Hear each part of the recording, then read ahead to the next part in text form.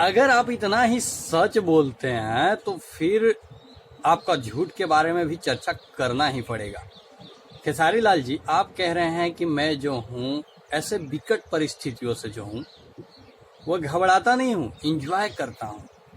तो फिर कुछ दिन पहले जो थे आप ही लाइव आके रो रहे थे और बोल रहे थे कि मुझे जो है इंडस्ट्री जो है, लोगो जो हैं वो सुशांत सिंह राजपूत बनाने पे तुल गए हैं, मुझे जो है वो क्या बोले सुसाइड करने पे मजबूर कर रहे हैं, मैं कर लूँगा। तो ये आप ही ने बोला है, हम लोगों ने नहीं बोला, और ना ही चिंटू पांडे या कोई और बोले हैं।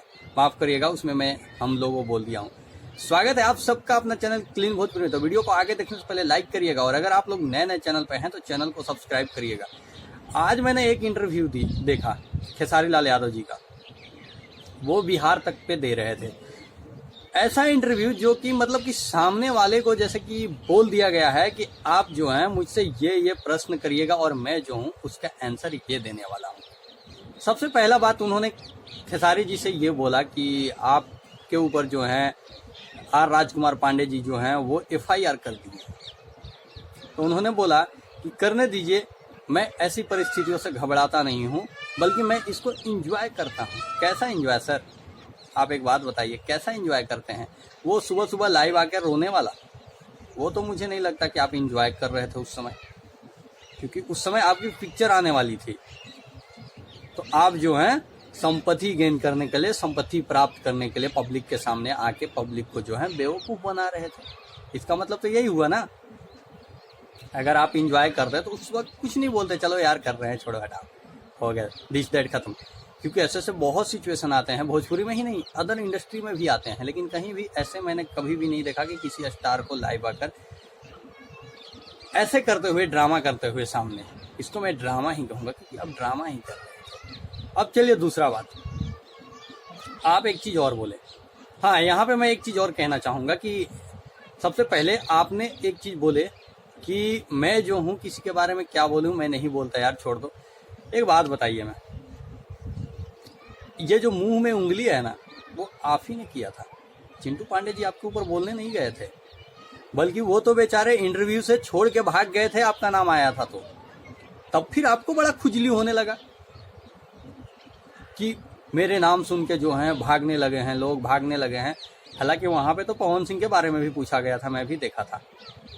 वो जो भी पत्रकार महोदय थे उन्होंने ये पूछा था कि पवन और खेसारी नहीं आए, तो पवन सिंह तो कभी इसके बारे में एक शब्द भी नहीं बोले, आके नहीं बोले, क्योंकि उनको पता है कि ये इंडस्ट्री है और हर टाइम हर आदमी का जो है सिचुएशन एक नहीं होता है कि हर किसी के बारे में वो बात कर सके।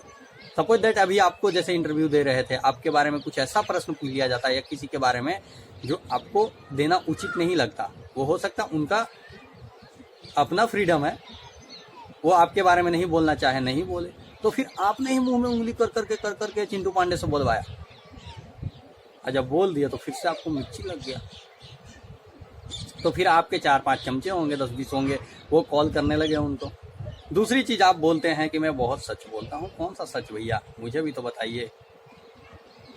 आप कहते हैं कि मैं आर्मी, सॉरी माफ़ करिएगा, जो भी, मैं मिलिट्री का जवान था, मैं भी प्रधानमंत्री था भाई लोग, पता है आप लोग को, मैं प्रधानमंत्री था। मैं प्रधानमंत्री पिछला 20 साल से था, अभी जो है यूट्यूब पर वीडियो बनाने लगा हूँ। कुछ भी कह देना है।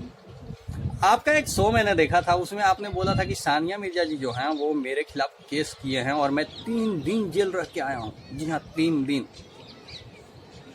और फिर बोला कि सानिया मिर्जा ने नहीं, सानिया मिर्जा का फैन ने किया था। सानिया मिर्जा हो या सानिया मिर्जा का फैन अगर कोई किए होते तो इतना तो जरूर पता होता सानिया मिर्जा को आपके बारे में कि आप खेसारी लाल यादव जी हैं और आप उनके खिलाफ, मतलब उनके बारे में कोई गाना गाया है, तो सानिया मिर्जा जी को शायद इतना जरूर पता होता।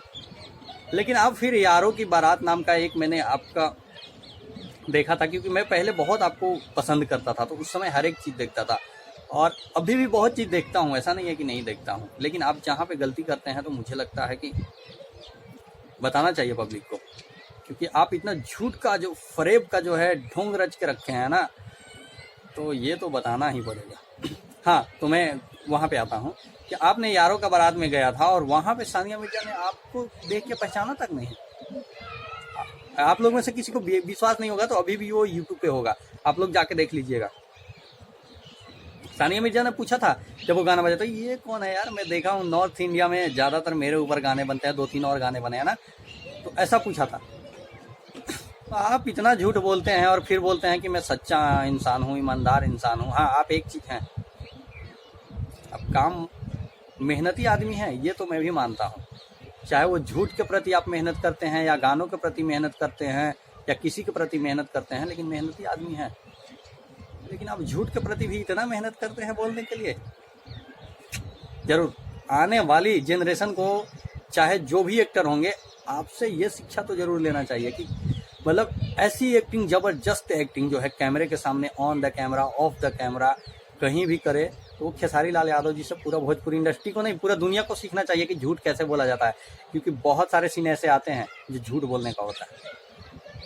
तो उम्मीद करते हैं कि आप लोग को वीडियो अच्छा लगा होगा। अच्छा लगा हो तो लाइक करिएगा, चैनल को सब्सक्राइब करिएगा। मिलते हैं अगले वीडियो, तब तक के लिए अपने भाई को दीजिए इजाजत। Love you, take care, bye bye. और किसी को बुरा लगा होगा तो माफ़ करिएगा, क्योंकि मैंने सच ही बोला है।